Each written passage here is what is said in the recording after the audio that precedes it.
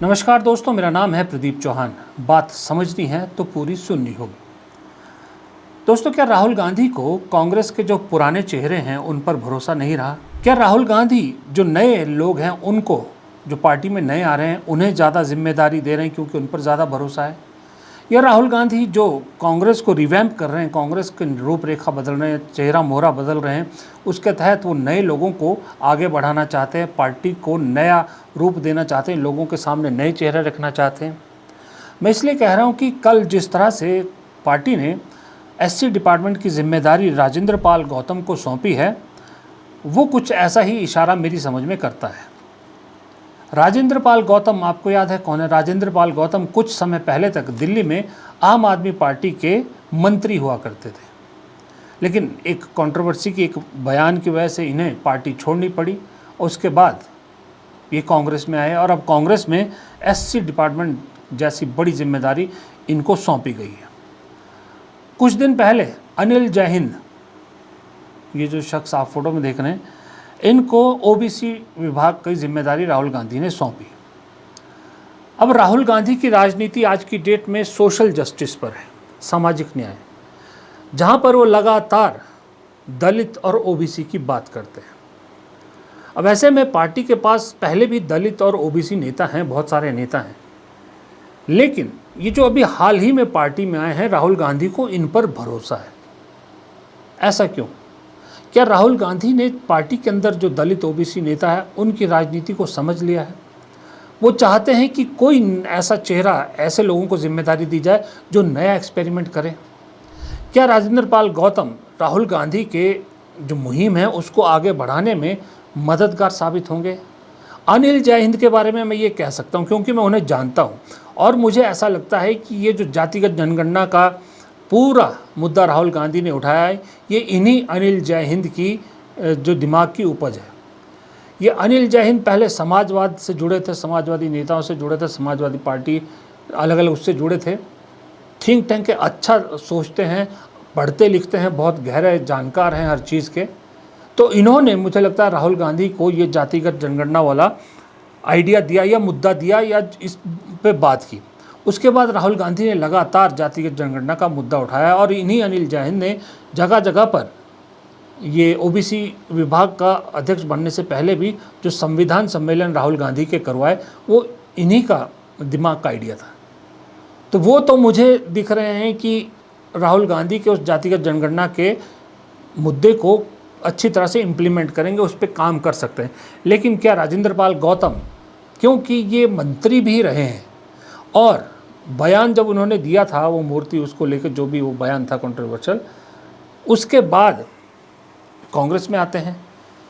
Anil जैहिंद non political भी आप उनको कह सकते हो क्योंकि वो एक्टिव पॉलिटिक्स में नहीं रहे, चुनावी पॉलिटिक्स में नहीं रहे, लेकिन गौतम चुनावी पॉलिटिक्स में थे।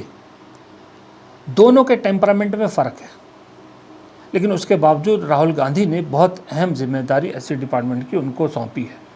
उदित राज भी थे कांग्रेस के पास और भी बहुत सारे नेता हैं, लेकिन मुझे ऐसा लगता है कि कहीं ना कहीं राहुल गांधी एक टीम खड़ी कर रहे हैं अपनी, जो बिल्कुल नए हैं, जो कांग्रेस के कल्चर में नहीं ढले हैं।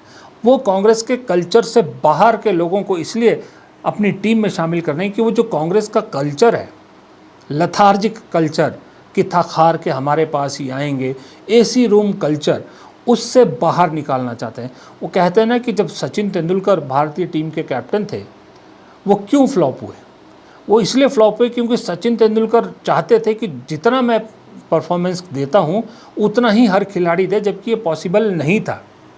अगर राहुल गांधी सचिन तेंदुलकर 100% देते थे तो बाकी की कैपेबिलिटीज़ 60%, 70% की थी, इसलिए वो कामयाब नहीं हो पाए। यहाँ राहुल गांधी के साथ भी कुछ ऐसा ही केस है। राहुल गांधी 100% कांग्रेस के लिए दे रहे हैं, सड़क की राजनीति, हर जगह खड़े होने की राजनीति, हर न्याय अन्याय के खिलाफ खड़े होने की राजनीति, हर दुर्घटना में जो पीड़ितों के साथ खड़े होने की राजनीति कर रहे हैं। ऐसा ही वो कांग्रेस के सब नेता से चाहते हैं, लेकिन कांग्रेस के नेता तो आदी हैं आराम की पॉलिटिक्स के। तो जब कई सालों तक कोशिश करने के बावजूद राहुल गांधी को वैसे नतीजे नहीं मिल रहे, वैसे लोग नहीं मिल रहे, इसलिए राहुल गांधी अब इन नए लोगों पर दाव लगा रहे हैं और इन्हें नॉन कांग्रेस कल्चर से निकले हुए लोग अपनी टीम में शामिल करके ऐसा लग रहा है कि जैसा मैं चाहता हूं ये लोग उसी तरह से काम कर सकते हैं। वो चाहे कन्हैया कुमार भी हो, उसका एक और एग्जांपल कन्हैया कुमार भी है, वो भी नॉन कांग्रेस कल्चर से आए हैं, स्टूडेंट पॉलिटिक्स के बाद फिर लेफ़्ट की पॉलिटिक्स से निकल के आए हैं। लेफ़्ट के पॉलिटिशियन में भले लाख बुराई हो, लेकिन एक क्वालिटी उनमें ज़रूर होती है कि वो ग्राउंड वर्कर होते हैं, वो ज़मीनी स्तर की हकीकत से वाकिफ़ होते हैं और उसी राजनीति को करते हैं। इसीलिए कन्हैया कुमार जैसे लोगों को राहुल गांधी आगे बढ़ा रहे हैं। और मुझे ऐसा लग रहा है कि राहुल गांधी एक जो है वो छांट रहे हैं, जैसे वो छलनी होती है ना, उससे छान रहे हैं। आपको दिख रहा होगा इस वक्त राहुल गांधी के भरोसा ये जो नॉन कांग्रेस कल्चर के लोग हैं इन पे है, और अगर कांग्रेस के अंदर वो किसी पे भरोसा कर रहे हैं आज की डेट में, तो वो उन लोगों पर ज़्यादा भरोसा कर रहे हैं जो यूथ कांग्रेस और एनएसयूआई पॉलिटिक्स से निकल कर आए हैं, यानी जो घिस के आए हैं। जो युवा, जब आपकी यूथ पॉलिटिक्स होती है ना, स्टूडेंट पॉलिटिक्स होती है, तो आप सबसे ज़्यादा कहाँ मिलते हैं? स्टूडेंट पॉलिटिक्स वाले लोग सड़कों पर रोष प्रदर्शन, धरना प्रदर्शन, विरोध प्रदर्शन सबसे ज़्यादा स्टूडेंट पॉलिटिक्स के लोग करते हैं। तो ये लोग घिस के आए होते हैं, इसलिए राहुल गांधी इन्हें यूथ कांग्रेस एनएसयूआई के लोगों को आगे बढ़ा रहे हैं, या फिर ये अनिल जैत सिंह और गौतम या कन्हैया कुमार जैसे बाहर के लोगों को आगे बढ़ा रहे हैं। तो एक पूरा सर्कल जो है वो ऐसा राहुल गांधी बनाने की कोशिश करें जो एक नई कांग्रेस दिखे। मुझे ऐसा लग रहा है कि वो कहते हैं ना, एक मैंने पहले भी कहा, एक ऐड आती थी पहले, पूरे घर के बदल डालूंगा। ऐसा लग रहा है राहुल गांधी ने भी सोचा है कि पूरी कांग्रेस को बदल डालूंगा। अब इसमें दो ही चीज़ें हो सकती है, या तो कांग्रेस डूबेगी, बहुत बुरी तरह से डूबेगी, या फिर बहुत अच्छी तरह से उभरेगी, क्योंकि कुछ तो लोगों को नया देना पड़ेगा। आप 75 साल से वही कांग्रेस, वही ढाक के 3 बार, पिछले 40 साल से वही चेहरे दे रहे हो। लोग पक चुके हैं कांग्रेस के उन चेहरों से। लोग कहते हैं कि भाई मेरे पिताजी कहते थे, ये नेता ये कहता था, आज भी वो नेता वही बातें कर रहा है। नई सोच कहाँ है? राहुल गांधी खुद तो नई सोच दे रहे। राहुल गांधी कभी एआई पे बात करते हैं, कभी ड्रोन पे बात करते हैं, कभी गिग वर्कर्स पे बात करते हैं, कभी एजुकेशन पॉलिसी पे बात करते हैं, लेकिन उनके आसपास जो उनके साथ नेता होते हैं वो तो आज भी वही बातें करते हैं जो 40 साल पहले करते थे।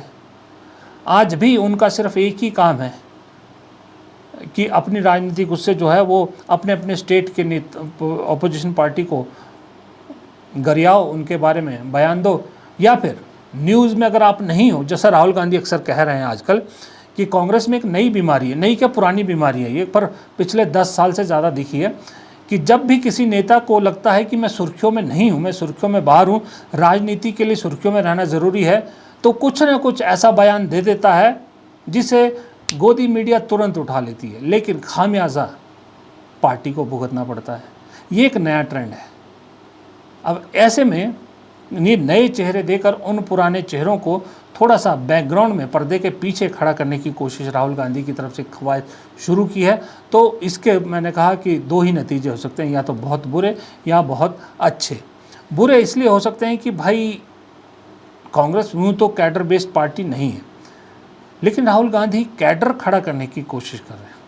राहुल गांधी, सबसे बड़ी बात है, कांग्रेस को बदलने की सबसे बड़ी जो कवायद कर रहे हैं वो नॉन कैडर बेस्ड पार्टी को कैडर बेस्ड पार्टी बनाने की कोशिश कर रहे हैं, और इस कैडर बेस्ड पार्टी के चक्कर में वो यूथ और इन लोगों को साथ जोड़ रहे हैं। अब अगर कैडर बेस्ड पार्टी अगर बन गई तब तो कांग्रेस के बल्ले बल्ले हैं, लेकिन कैडर बेस्ड बनाने के चक्कर में कहीं जो नॉन कैडर लोग आपके साथ जुड़े थे वो भी हाथ से छूट गए, तो उसका खामियाजा भी भुगतना पड़ता है। क्योंकि आज की डेट में भी सच्चाई तो ये है कि अगर कांग्रेस को सपोज 100 वोट मिलते हैं कहीं पर, तो उसमें से 60 वोट ऐसा है जो अबव 40 है, 40 साल से ऊपर वाला वोट है, जो अब तक 2024 के चुनाव तक कह रहा हूँ, 40 साल से ऊपर वाला है 60% वोटर कांग्रेस का। क्या वो इन नए तरीक़ों को, इन नए चेहरों को एक्सेप्ट कर पाएगा? ये एक बहुत बड़ा सवाल है। फिलहाल इस वीडियो में इतना ही। प्रदीप चौहान को दीजिए इजाज़त। अगर वीडियो पसंद आया तो वीडियो को लाइक ज़रूर कीजिएगा, कमेंट बॉक्स में अपनी राय देना भी मत भूलिएगा। अगर चैनल को सब्सक्राइब नहीं किया है तो प्लीज़ चैनल को सब्सक्राइब ज़रूर कीजिएगा। नमस्कार।